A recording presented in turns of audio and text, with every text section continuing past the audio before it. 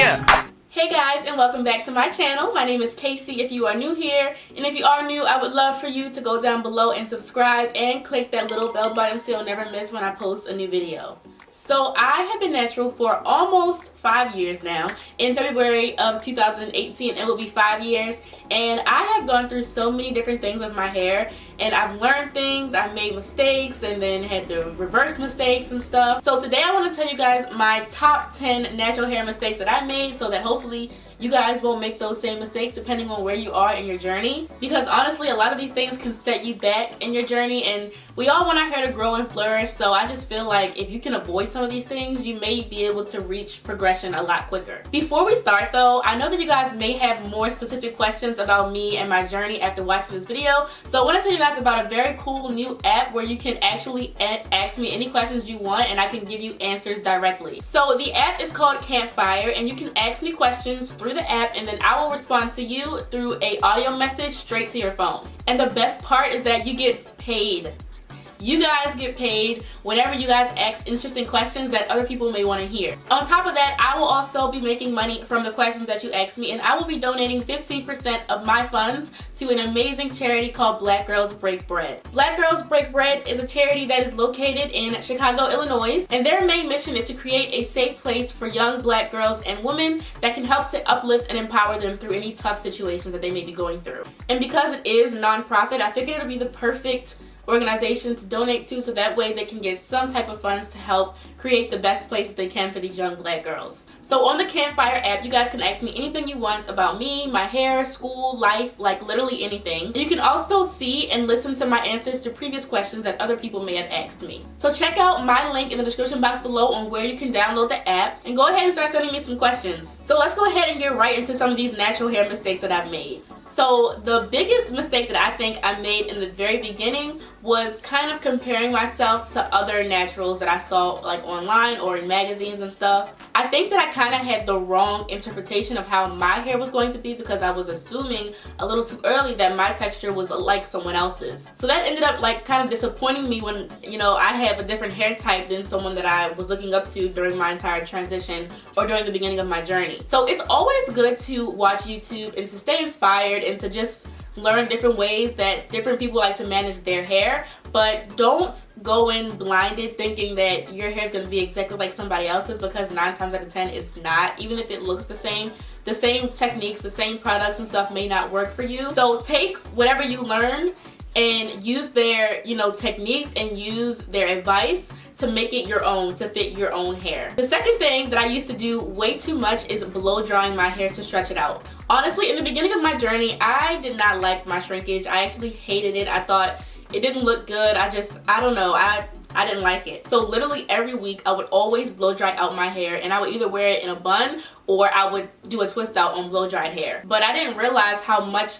blow drying my hair was actually thinning my cuticle and making my hair a lot weaker and prone to breakage. So I kind of wish in the beginning I would have worn more wash and goes, or just kind of embraced my shrinkage a little bit better, because I don't know, I always resorted to blow drying my hair to stretch it out, and that just was not healthy, and it kind of messed up my curl pattern before I got to really see what it looked like, you know, completely naked and completely natural. I actually did well with not straightening my hair. So that's another thing that a lot of people do, like early in their journey. They go ahead and straighten it all the time, and you want to avoid that as well. You really just want to not use heat, especially in the beginning, so that way you can just kind of learn your hair in its most virgin state. This third thing is something that I think a lot of people do, you know, if you have the money, and that's just splurging on all the products that you see everyone using. Now luckily, me being a product junkie kind of helped me learn a lot about products and ingredients and everything to be able to share with everyone online and on social media.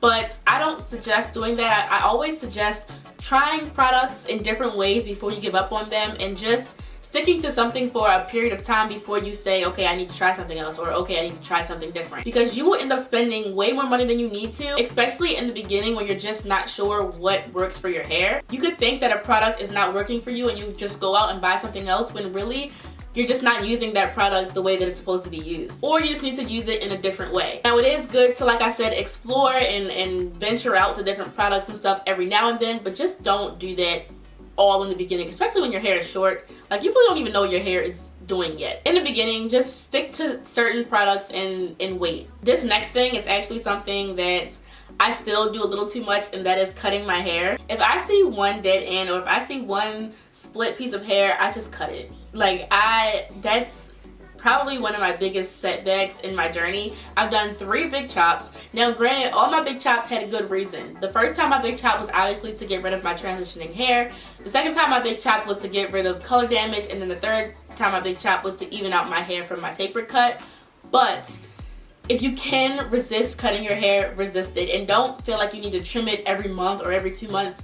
Trim it as needed, and if you can't tell, you know, if your hair needs to be trimmed or not, do a twist out. Twist outs are the best way to see, you know, like the ends, to see if they're breaking or if they're fragile or if they're not as full as the rest of your hair. Or even if you do a blowout, you can kind of tell, you know, where split ends and stuff. And if you really just can't tell at home, I suggest going to a professional to see, you know, what their thoughts are. Especially like a Diva Curl salon or any type of natural hair salon. They'll be able to tell why your hair is curly, you know, how it should be cut. But just don't be OD on cutting, because you'll set yourself back like so much. This next thing is something that I immediately realized the first time I did it, and that was having leave out with a weave. Now granted, if you have a curly weave or if you have a weave that doesn't require you to straighten it every single day, that's fine.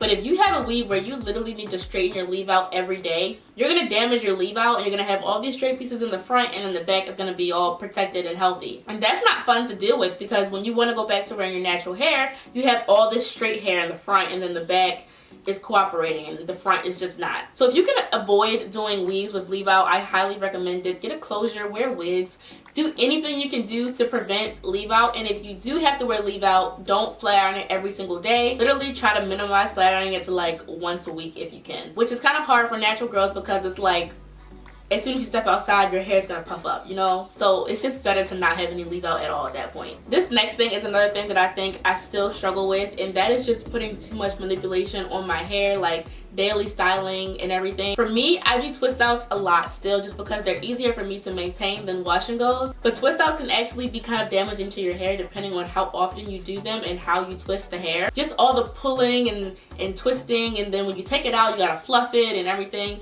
You don't want to do that too often, because you will weaken your hair and it will break a lot easier than it will if you just leave it alone. Especially in the beginning of my journey, when I was still figuring out, you know, what styles worked for me and what styles I like the best, I found that I was literally doing my hair almost every day, and that's not good. You want to let your hair sit, you know, before you pull through it and comb through it and twist it all the time. That's really gonna weaken your hair, like I said. This next thing is something that I feel like a lot of people kind of overlook, and that is deep conditioning way too often. In the beginning, I just felt like my hair was always dry. Like, it was so dry. So I thought that deep conditioning would help me relieve the dryness, but I think that I was actually deep conditioning so much. Like, I would wash my hair maybe 2 to 3 times a week, and every time I washed it, I would deep condition it. Like, that was just way too much. And deep conditioners are not designed to work daily. Like, you can use a daily conditioner, but deep conditioners like mask and stuff, they're not supposed to be used daily. If anything, they're only supposed to be used about once a week. If you overuse them, you can over moisturize your hair, and it will feel very limp and mushy, and you don't want that. So even if you have like the driest of driest hair, don't feel like you need to deep condition every day, because you don't. It's gonna make your hair worse in the long run. And don't forget that you guys can ask me some more questions, you know, specifically about how often I deep condition and stuff like that, and what deep conditioners I like on the Campfire app. Don't forget, it's in the description box below. This next thing is actually something that I just recently discovered I wasn't doing right in the beginning, and that is moisturizing my edges. When you're doing puffs and twists and everything, and you're constantly pushing and brushing your edges, they're gonna get weak and they're gonna break, like, period. However, if you keep them moisturized and you use edge controls that are very moisturizing, you can actually promote more growth within your edges, even though you're doing a lot of, you know, brushing and pulling on them. I personally found that using Jamaican black castor oil on my edges whenever I can freaking think about it has helped my edges to be a lot stronger and a lot more resilient, and actually grow in a lot thicker. And I just literally put on the Jamaican black castor oil while I'm twisting my hair. I'll put it on after a wash and go. I'll mix it in with my edge control and apply it. Literally any chance that I get, I just apply it, and it's kind of like a preventative thing, and it also helps to smooth your edges a lot better as well. So just keep in mind to put a little bit of extra love into your edges. Even if you have edges, it just helps to make sure that you keep your edges, you know. This next thing is something that's kind of controversial because some people like it and some people don't, but I found that using hair tools like Denman brushes and combs actually broke my hair off a lot more than finger detangling. I wish that I would have started finger detangling a lot earlier in my journey. I feel like my hair grows in a lot thicker now that I'm not always combing through it or using a Denman brush. However, my hair is kind of fine, and it's thinner in a sense that each strand is thin. If you have thicker hair, or if you have like larger curls, then using a brush or comb may be better for you. But for me, it's just easier for me to use my fingers. I can feel, you know, where the knots are. I can slide through my hair a lot easier. So yeah, for me, hair tools like combs and brushes is a no. Fingers are the way to go. And then this last thing, I used to always swim with my hair just out. Like, I was so excited to be natural and just wear my curls at the beach and just have it out and flowing.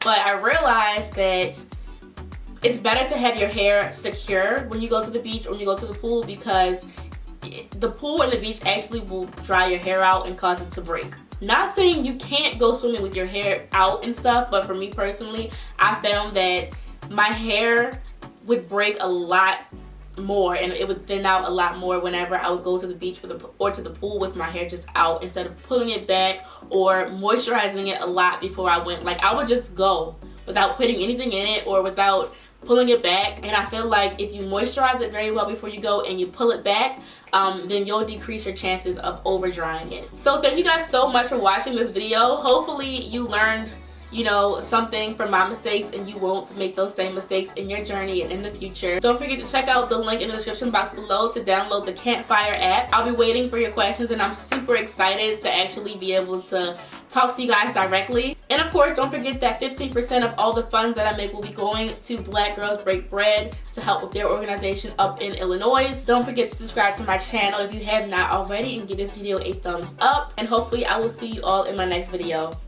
Bye!